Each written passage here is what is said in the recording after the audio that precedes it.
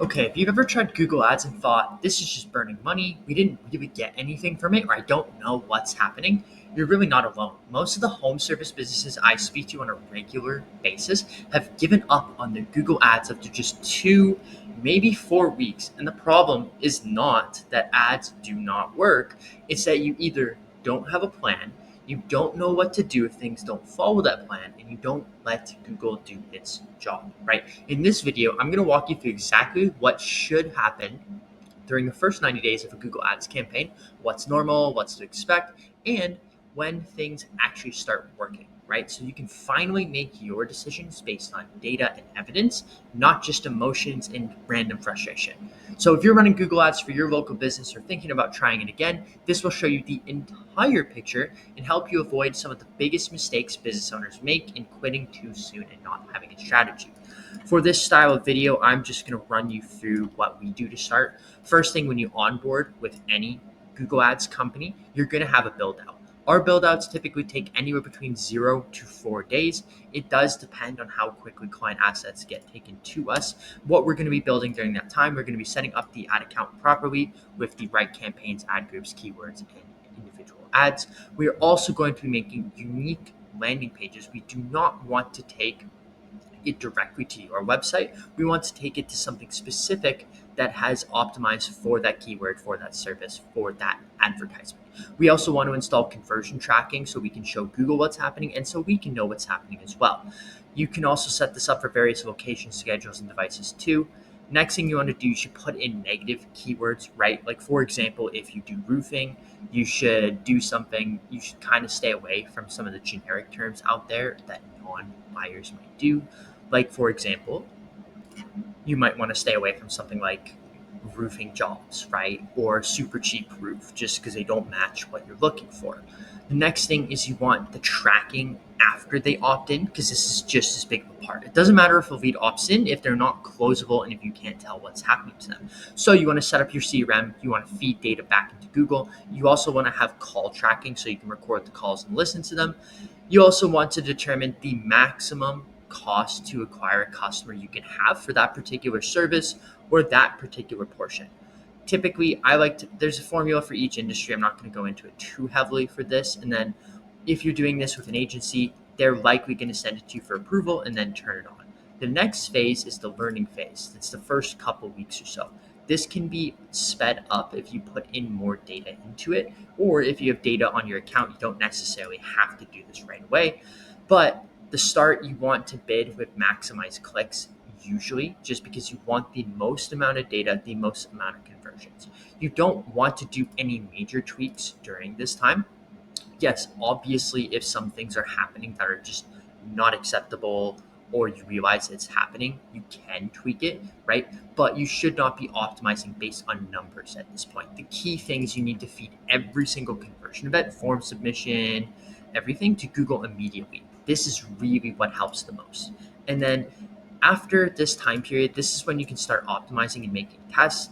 We typically want to pause the spenders, like that spend advertisements with zero conversions, right? Typically, if it has around 10 clicks, zero people opting in minimum, you can kind of pause it unless there are ones in that keyword group that have people opting in. You should start adding in a bit more negatives based on your data. If you're doing this on your own, this is going to be a step you have to do. If you're working with an agency, they should already have this to you. If you have winners, either buyers, estimates, you can do exact match just so you can get that keyword going. And then outside of that, you can start ad copy A/B tests and A/B tests on offer and everything else in service related to that too. What you should have for sales expectations for the first 20 days. We actually do a free trial for 20 days. So this is what we tell all of our clients. After you spend one of your maximum cost to acquire, let's say it's $1,000. After you spend $1,000, you should either have one confirmed sale or a handful of qualified sales opportunities, depending on how long your sales cycle is. If you have this, you are on pace and you're good to go. Your results will 100% get better. This is kind of the lowest threshold. If you're at zero, I have a video coming out that's going to address everything you need to do at at this point, whether it's on your own or with an agency or someone else, right? But after that time period, you're going to be on optimizing things a bit more and start turning on smart bidding, right? Basically, you're going to switch the campaign structure to maximize conversions. You can throw in a target CPA as well. This is after you have more than a few dozen conversions logged. And then what you can do is you can really set this up by location, demographic, audience. You can make the ads cater to specific people. You can expand when keyword clusters. And there is going to be a little bit of a dip when you do this because you are switching your ad category, but your cost per acquisition will rebound decently quick. The next thing you can do is start testing aggressively on conversion rate optimization. You want to do this off the start, but it's not the main priority. Like, this is when you can really dive into things right here. So this is when you can A/B test landing page headlines, images, CTAs on the page. You can also ensure that there's congruency everywhere. This should be done, but you can analyze this in a bit more in depth. And I'm not saying that you're only going to do this at this phase, but this is when it's usually the highest leverage needle thing to do.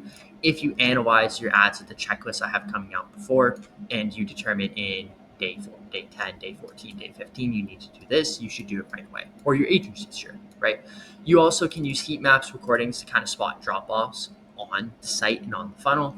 And another thing I don't really have mentioned here is you should be call tracking. You should be checking the CRM to see what leads are saying, if they're responding, things like that. The next thing you can kind of do with Google Ads that's fun, you can introduce Performance Max. Performance Max, if you have if you have profitable search campaigns and good creative assets, photos, videos, stuff like that, it does work ridiculously well. The downside is if you have no data, it takes a lot to optimize and the campaigns suck for lead quality off the start, right? There are a few things you can do here, and the only real thing you want to do is you can refresh the asset groups monthly.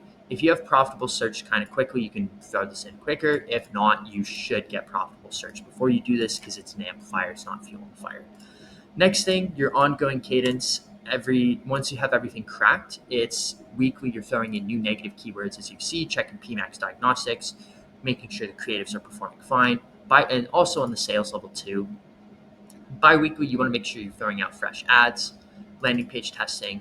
Monthly, you can do positioning shifts. You want to do a cost per acquisition, return on ad spend review, and you want to put more of the budget to top performers. This is exactly what we do for our Google Ads process. It's worked pretty well. It's helped add more than 2 million for our clients in the last year or so.